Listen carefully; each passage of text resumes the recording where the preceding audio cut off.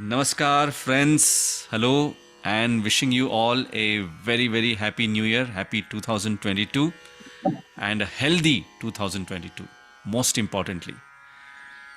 And Ashwini, welcome back after the Thank gap you. of a month.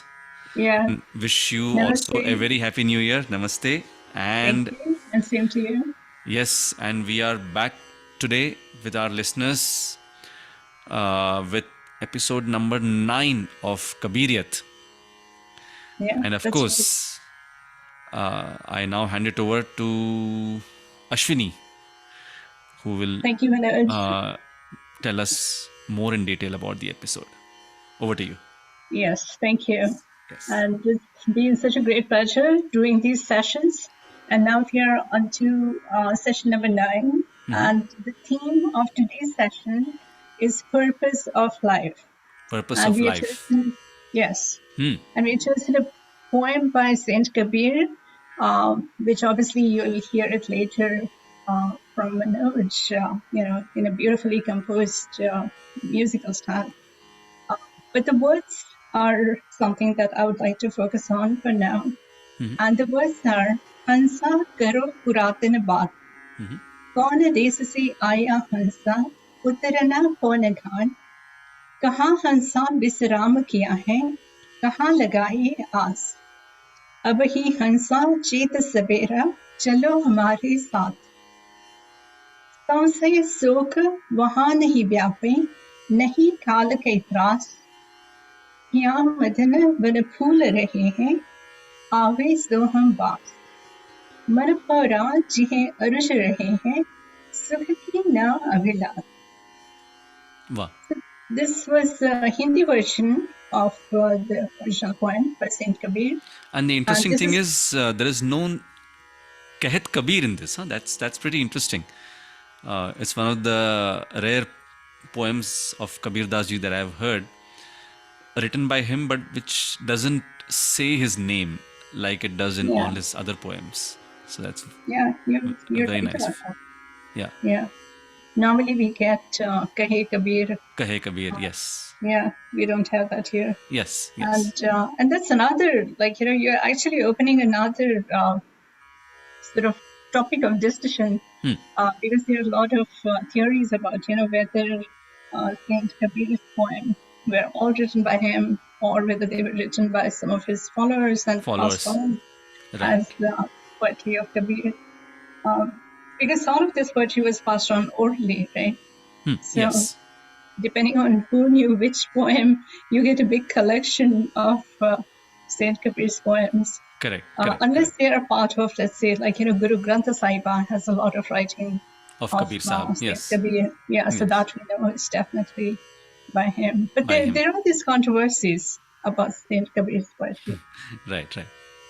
So this poem, we believe, is the official poem by Saint Kabir, and partly because it also occurs in the book by Nobel laureate Gurudev Rabindranath Tagore in his 100 Poems of Kabir.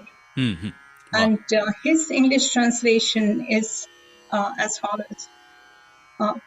He translates it as, tell me, O swan, your ancient tale. From what land do you come, O swan? To what shore will you fly?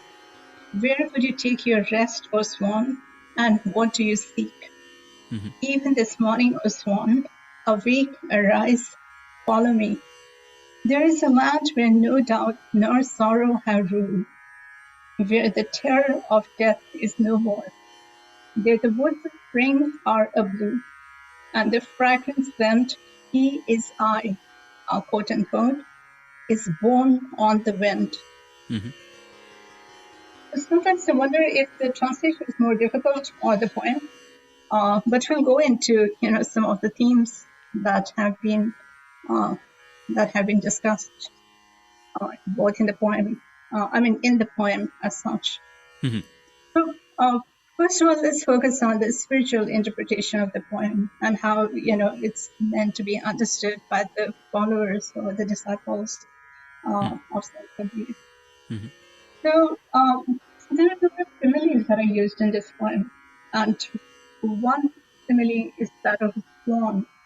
So this simile of swan refers to the soul, and it's a very popular simile in spiritual writings. Like you come across that in many other texts of different saints as well. Mhm. A swan is a very exceptional bird.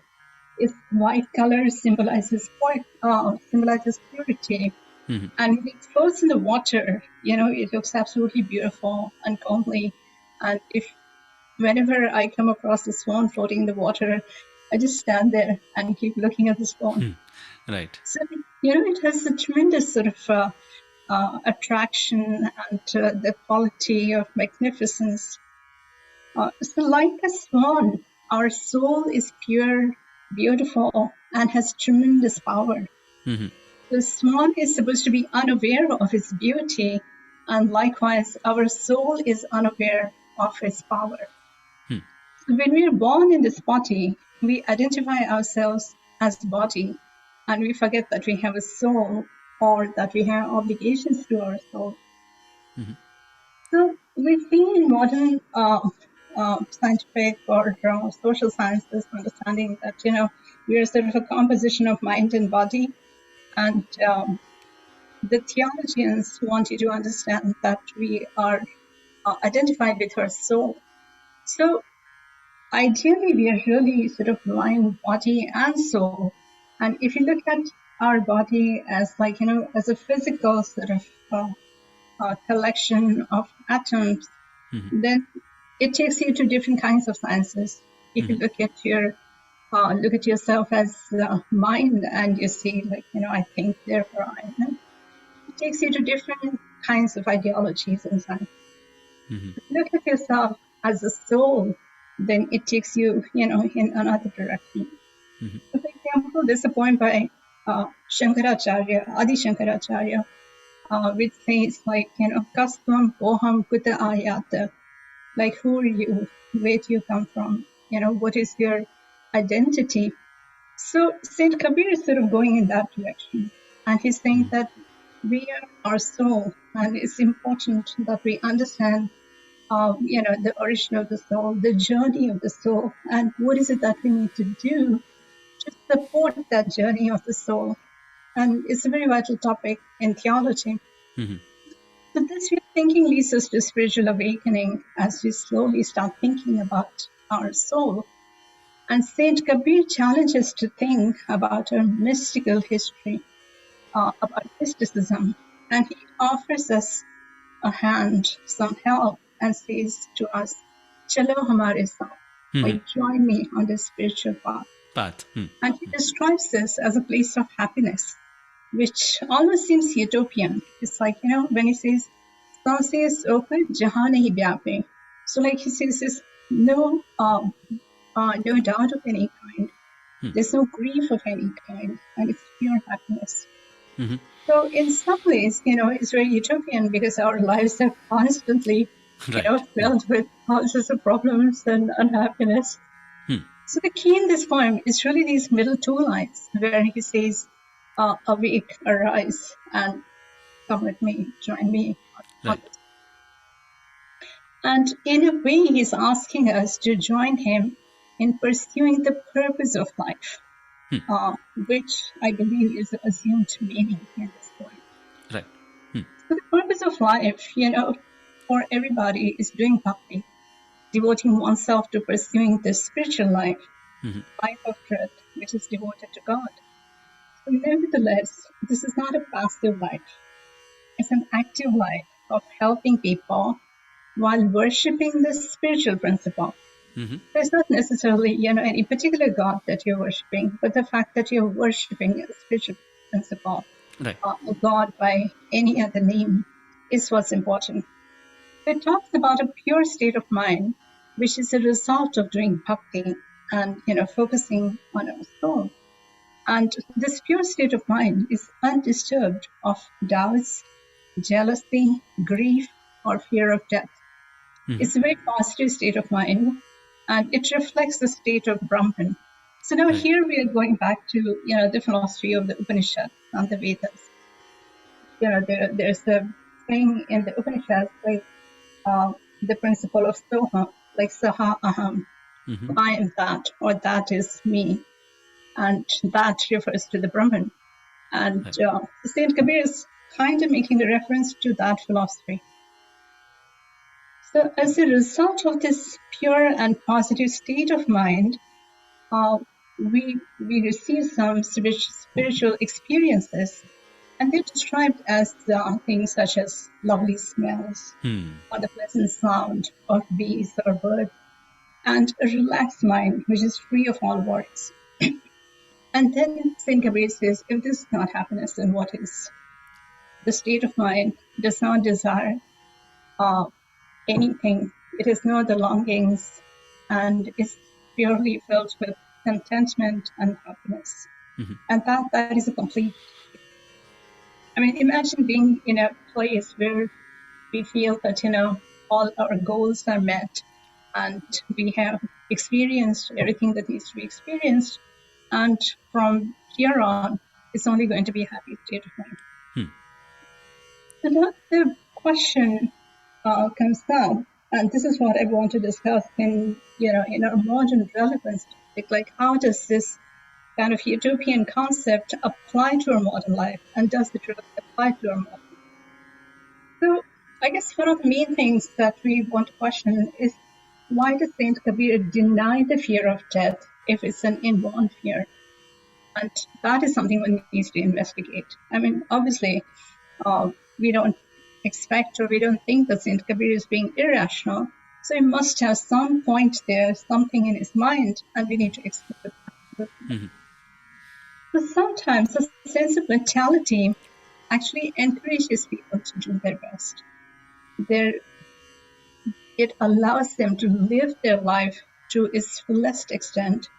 It allows them to lead a moral life as well.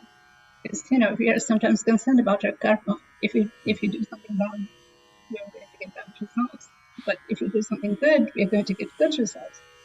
And as one gets older, these principles matter much more, because in the youth, like, we have a body that's forgiving. We don't see the results of our wrong actions. Like, if we eat bad food, we don't immediately fall sick, or if we do something naughty, mischievous, something stupid, we don't always get results because we figure out how to get out of it. As we start, getting older, some of these capacities will vanish, and then it becomes much clearer the cause and effect, or the link between our actions and consequences. So the mortality, or the feeling of mortality, makes us do the best that we can, and it also allows people to spend their last stage of life not in misery or discomfort or guilt, but in sort of a life of contentment. It's a very powerful incentive for people to figure out the purpose of their life, to listen to the inner voice and follow their heart and soul in the chosen line of work. So what work we do is not as important sometimes as how we do it. Because, if you're using the philosophical principles and being ethical, then, we obviously get results. So in the olden days, for example, like in the ancient times, people were assigned jobs, or they were assigned their line of work based on their religion, their caste, or their political situation. If they're working for a king, then they're either working as a soldier or as, some kind of a nobleman. But the jobs were assigned to everybody based on their whereas in modern times, we have a choice, like we choose our profession. And nowadays, as long as we choose a profession which is akin to our interests in life, then we have a far better chance of being happy and content in life. So, for example, like, if somebody loves to travel, they'll want to become a tour guide. Or if somebody loves to, lead a very comfortable lifestyle, they might go into hedge fund management or some kind of a, high-paying job if if their total concern is about living a comfortable life. Mm-hmm. Likewise, if we have some kind of a talent, then we try to pursue the talent and make that into our profession, and that gives us a lot of satisfaction. So sometimes, we get into different difficulties in the sense like, if we pursue a life of our choice, then it may not have the, kind of comfort level that you want. But likewise, if you pursue a life which is solely focused on comfort, then it might also make us depressed because you don't really have much of an option. No matter what profession you choose, there are those trade-offs. So then we ask ourselves, when we are trying to choose a profession, is this going to make us content in life? And Saint Kabir would pose the same question as follows: will it serve the purpose of life, and will it satisfy my soul? So now let's just take an example of Saint Kabir. He was a weaver by profession. He continued his devotion to God. He continued to write his poetry. And he continued to focus on social welfare while keeping in mind that he owes a debt to his soul, not just to his body. So the profession of being a weaver allowed him to support his family and himself. And I believe, if I remember correctly, he was also born into that profession, like his father was a weaver as well. So that took care of financial needs, physical needs. And then he owed some debt to his soul. And for that, he wrote poetry, he helped, and he led a very active life. So the pursuit of bhakti satisfies the debt to our souls. And when we purposefully take on bhakti as an essential aspect of our life, as the purpose of our life, then the fear of death reduces and can even vanish. So as we start realizing the power of self and develop a good understanding of what is important in life and what is not so important, then that makes us both happy and fearless in life.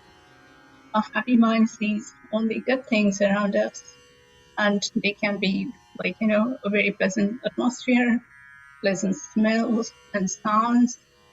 A happy person recognizes the kindness in other people much more quickly, is very grateful for what they have gotten in life. They see the goodness in the hearts and minds of other people instead of complaining about what could be going wrong. So others also react to such happy people with love and affection, and hence the fear of death kind of sort of vanishes in the sense that it's taken over by this happiness or contentment in life, and a life that is lived with the purpose. And in that sense, Saint Kabir says, please walk that path with us. So chalo hamare saath.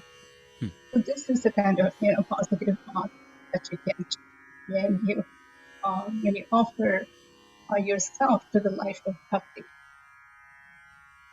So I think that is the modern relevance of this poem. Although I have to say that this poem is quite complex in so many ways. I mean, it leaves space for interpretation. Would you agree? Yes, of course. Especially this last line, right? Last couple of lines. हिया मदन बन फूल रहे हैं, सोहम Aave soham baas. आवे सोहम बास. Yeah. So that's a pretty interesting one because so once we get rid of all our doubts and grief, as was mentioned in one of the previous lines of this poem, and I think you also mentioned in your explanation when you were talking about the spiritual relevance of it. I think, as you very rightly said just now, that really has to be the purpose of our life. The main issue that I experience in the world right now, and I'm sure many of us also might be experiencing that issue, is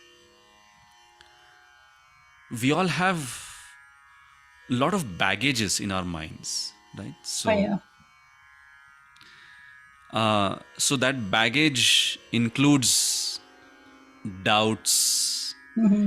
animosity, Mm-hmm. anxiety, jealousy, maybe. Mm-hmm. And the the ability to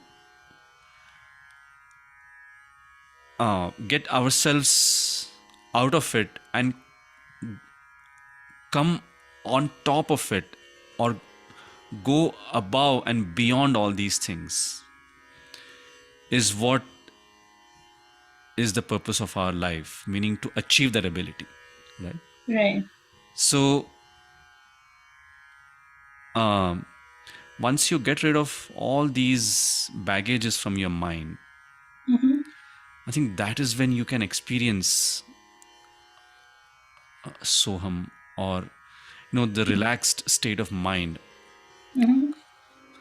And the comparison that Kabir Saab draws is by saying that hiya madan ban phul rahe hain, meaning your mind is blossoming with flowers of contentment, flower of bliss, Mm-hmm. and flower of total relaxation, Yeah. right? Because your mind is totally light and free from all these Yeah. All these baggages and blemishes. blemishes. Yeah. So I think that really should be the purpose. Now, having said that, it doesn't mean that our life is going to be smooth and straight and without any difficulty. No. I think that's the best part, right? That nothing has to be given on a platter. Mm-hmm. So everybody needs to work hard, everybody needs to face difficulties. And the best part is everyone knows about all these things, like Yeah. whatever we are talking about is not something that is totally new. Everybody knows. But the goal, in fact, all the great saints and spiritual gurus, whatever they have spoken, we all are aware about all those things. It's not that anybody is speaking something totally new or out of the world. But what makes them great and what makes us get inspired by their teachings is that they actually implemented those practices in their daily lives, which is what made them rise above all these things, Yeah. right? And that Totally. is the kind of inspiration that we need to draw, and I think that should be the purpose of our life. Mm-hmm. And I think whatever you have uh, uh, dwelt on in the last 8 episodes and including this one, I think all of us need to give some thought to it, and not just listen to it as an episode, right? Mm-hmm. So whenever we listen to something positive, and when we read something or when we listen to something, we say, oh wow, this is an amazing thought, great, wonderful. And as soon as the thing gets done, the video is over or the book is closed, the thing goes out of our mind. Yeah. We forget about it. We forget about it. So Yeah. that is something that we want to get rid of, meaning that habit is something that we want to get rid of. And we really want to cultivate the habit of trying to remember as to what was mentioned in that thought or in that explanation, and see Yeah. if we can try to incorporate that into our lives. I think that is the real thing, and that's when we experience this feeling of hiya madan ban phool rahe hain, Hmm. meaning the flowers are blossoming here in our mind. Aave soham bas. It's almost like realizing our own reality, Yeah. right? So, It's also, it could also refer to the state of perfect health. Because when we are absolutely healthy physically and mentally, right, then we simply don't have negative thoughts. We have very little negativity. absolutely. In And fact, yes, so you can even rephrase that sentence by saying that if you don't have any negativity, you will be in perfect health. Because yes, really, people don't understand this, but many a times ill health is actually caused by negativity.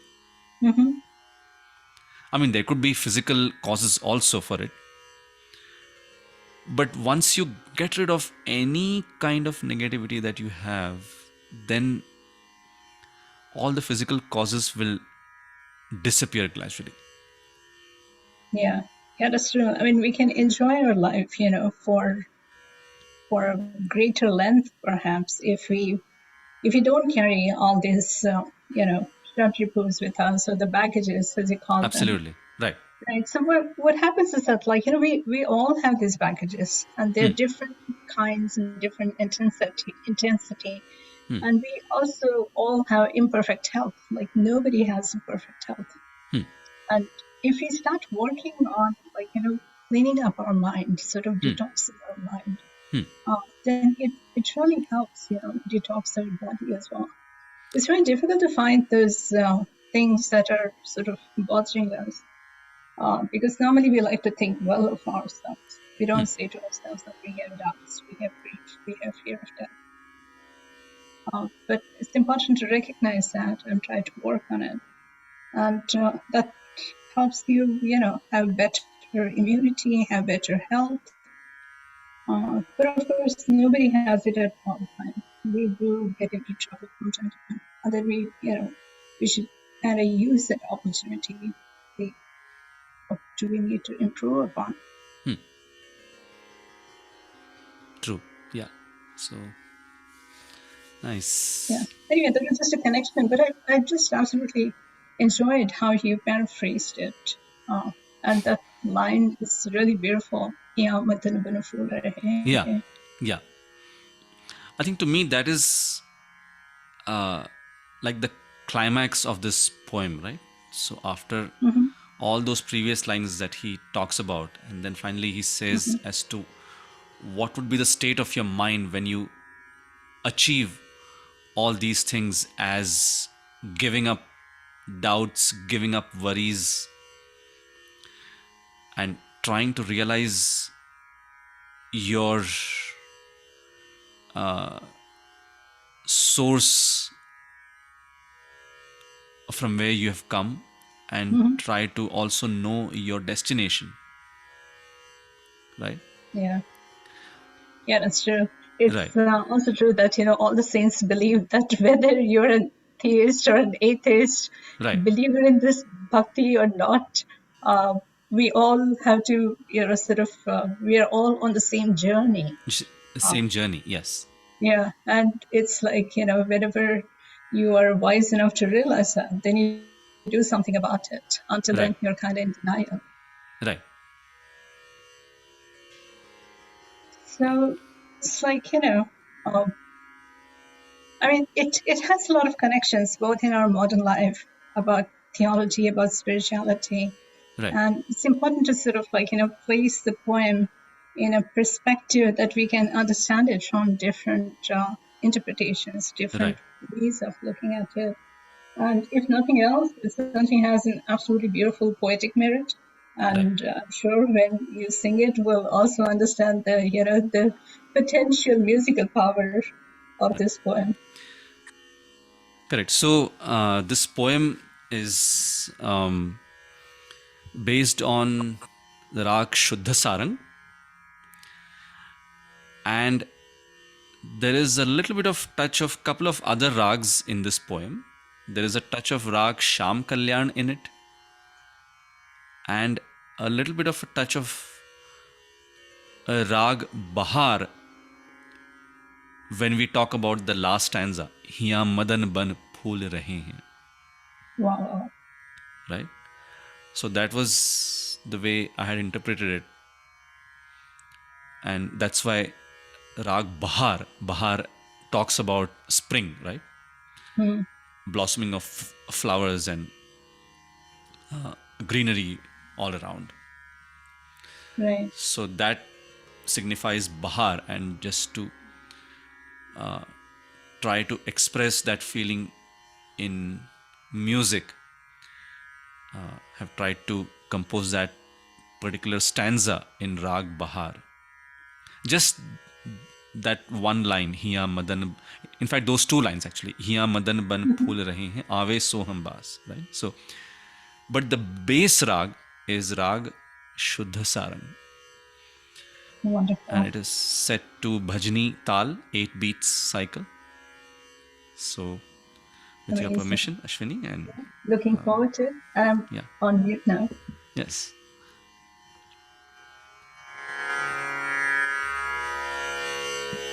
Tableau level. Tableau on/off. Button.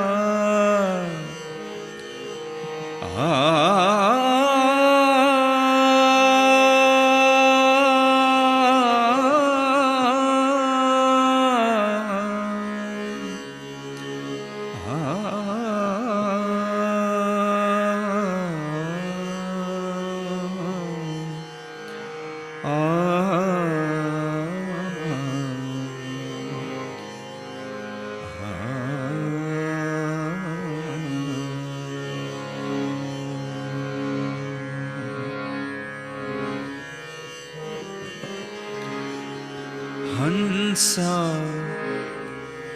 करो पुरातन बात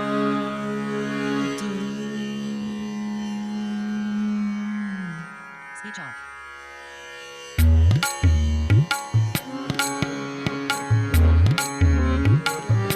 हंसा करो पुरातन बात हंसा करो पुरातन बात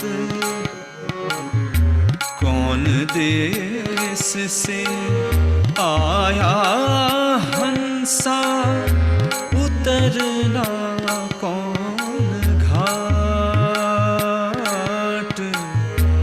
कौन देश से आया हंसा उतरना कौन घाट कहाँ हंसा विश्राम कियो है कहाँ हंसा विश्राम कियो है कहाँ हंसा विश्राम कियो है कहाँ लगाए आस हंसा करो पुरातन बात हंसा करो पुरातन बात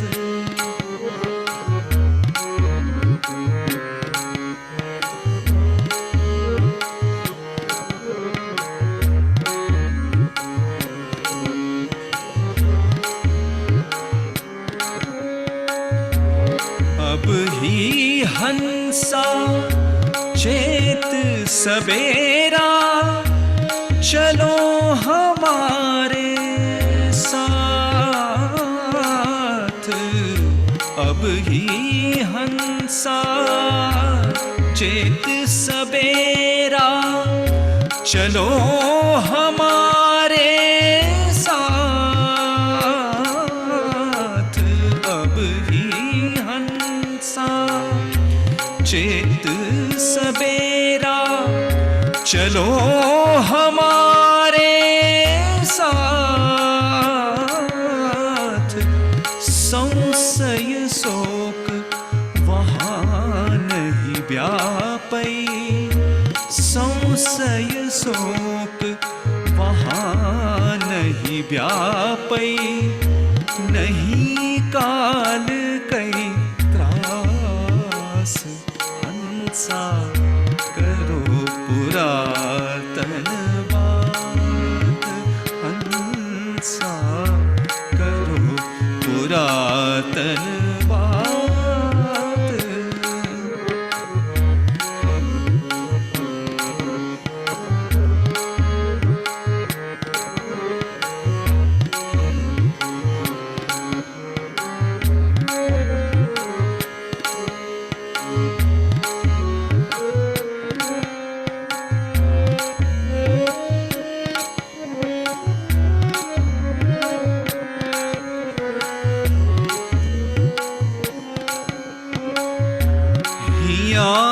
मदन बन भूल रहे हैं आवे सो हम पास हिया मदन बन भूल रहे हैं आवे सो हम पास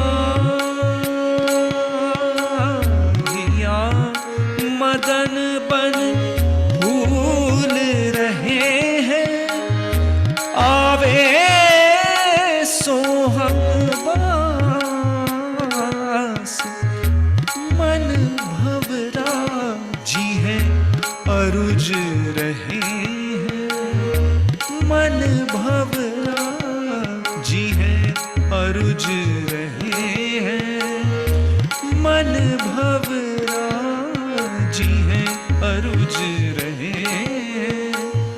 सुख की ना अभिलाष हंसा करो पुरातन बात हंसा करो पुरातन बात हंसा करो पुरातन बात हंसा करो पुरातन बात हंसा करो पुरातन करो पुरातन करो पुरातन बात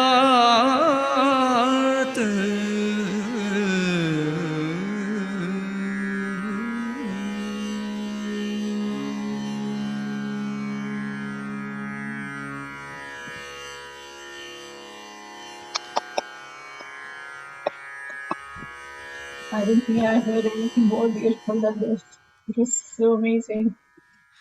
Thank you. Yeah.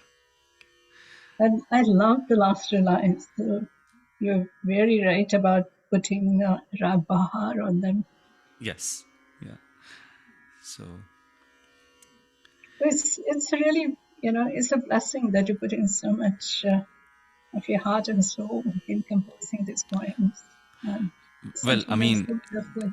no, but just as you do too, right? Because this is something Yeah. which is so close to your heart. So the efforts Oh, that you totally.